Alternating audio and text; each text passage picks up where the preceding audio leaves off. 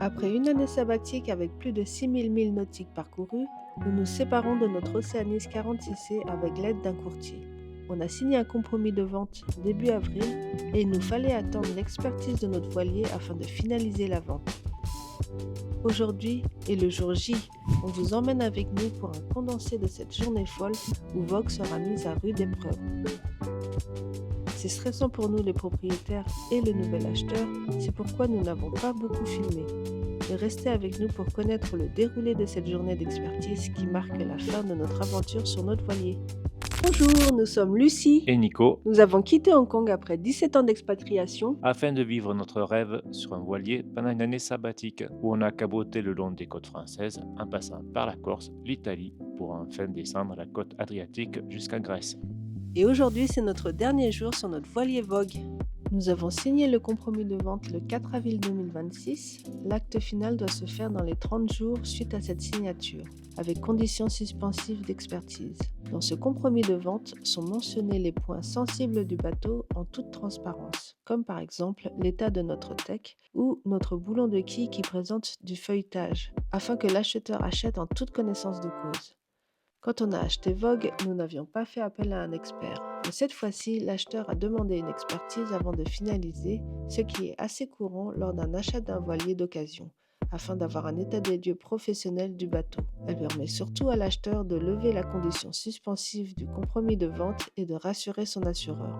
L'acheteur est celui qui choisit l'expert, c'est important car cela garantit une réelle impartialité. Le courtier peut lui en recommander un, mais c'est toujours l'acheteur qui mandate et qui paie l'expertise. Dites-nous en commentaire si vous aviez fait ou allez faire appel ou non à un expert lors de l'achat de votre voilier. On vous embarque toute la journée avec nous aux côtés de l'expert Alexis et de notre courtier Philippe pour une inspection du voilier sur place de l'intérieur, puis sur sangle et finalement sur l'eau. Disclaimer. On n'a malheureusement pas pu tout filmer parce qu'on courait dans tous les sens pour répondre aux demandes de l'expert et l'aider pendant l'inspection. Cette vidéo n'est donc qu'un condensé de cette très longue journée. L'expert a vérifié beaucoup plus de points que ceux qu'on vous montre ici. Et on tient à souligner que cette vidéo n'est pas sponsorisée du tout. Voilà. Avant de commencer, un petit mot sur la préparation du bateau. Notre courtier nous avait conseillé de ne faire que certains travaux avant l'expertise pour gagner du temps et de l'argent, mais Nico voulait vendre Vogue en parfait état. Du coup, on a tout nettoyé et tout refait.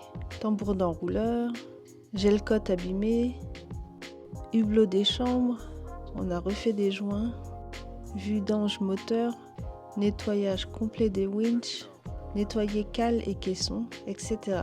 Il a même gratté les algues sur la coque. Résultat, Vogue était plus belle à la vente que pendant notre voyage.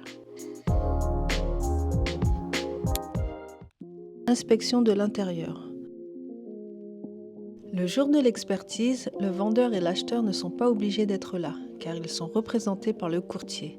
Mais il est tout de même mieux pour le propriétaire d'être là afin de répondre aux questions de l'expert et pour l'acheteur, ça lui permet d'avoir une meilleure connaissance de son nouveau bateau. L'expert a commencé par regarder l'état de la coque du bateau depuis l'intérieur pour repérer d'éventuelles infiltrations. Puis, il a regardé si le bateau avait talonné.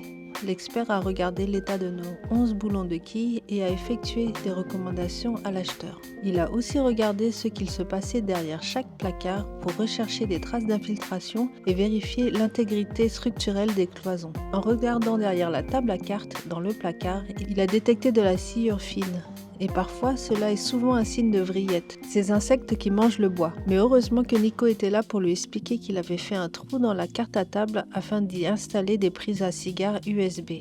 L'expert a aussi regardé le bon fonctionnement de la sécurité de la gazinière en soufflant sur les flammes pour les éteindre. Dans la cabine propriétaire, l'expert est allé contrôler le pilote automatique. La partie hydraulique est installée juste derrière la cloison de notre lit. Il a vérifié l'état du système, la pompe hydraulique, le vérin et l'axe du safran.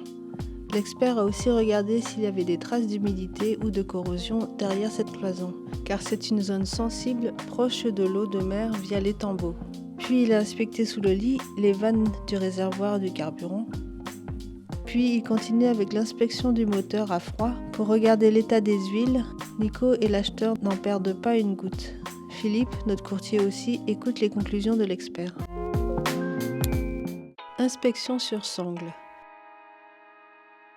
Notre courtier avait pris rendez-vous pour la mise sur sangle à 11h30.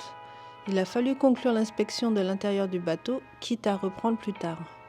On a quitté notre place pour aller vers la zone technique de Port-le-Cat. Les parents de Nico étaient là pour nous regarder passer. Difficile à croire qu'aujourd'hui était notre dernière navigation sur Vogue.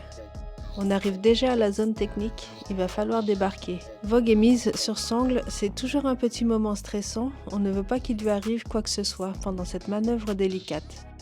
Notre Oceanis 40cc est posé délicatement sur un bloc de bois. L'expert vérifie ici qu'il n'y a pas de déplacement ou de jeu de la quille par rapport à la coque. C'est l'occasion pour l'expert d'inspecter l'état de la coque en faisant un contrôle par percussion de la zone arrière de la quille. Un son différent pourrait signifier un délitage des couches de stratifié, ce qui pourrait être la conséquence d'un talonnage violent. Il a regardé l'état de l'hélice et sa ligne d'arbre et les hélices des propulseurs d'étrave. Nico et l'acheteur ont profité de la mise sur sangle pour changer les anodes totalement rongées de l'hélice et de l'arbre. Ils n'auront pas perdu leur temps. Nico et moi-même en ont aussi profité pour enlever les coquillages un peu partout. Puis, on a enfin fait une pause pour le déjeuner avant la prochaine étape de test sur l'eau. 14h, on remet Vogue à l'eau.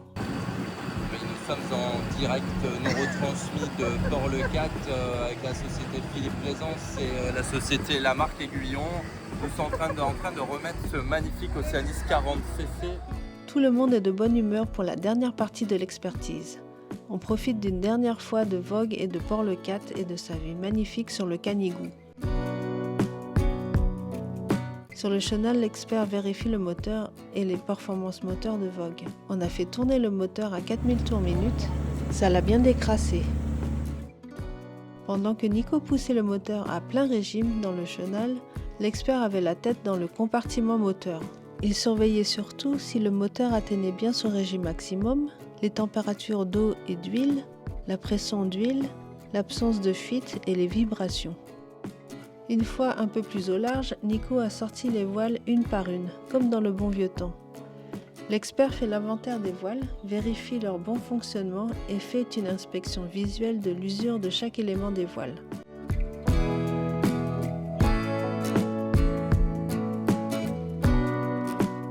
De mon côté, j'en profite une bonne dernière fois de cette petite sortie en mer pendant que l'expert fait son travail.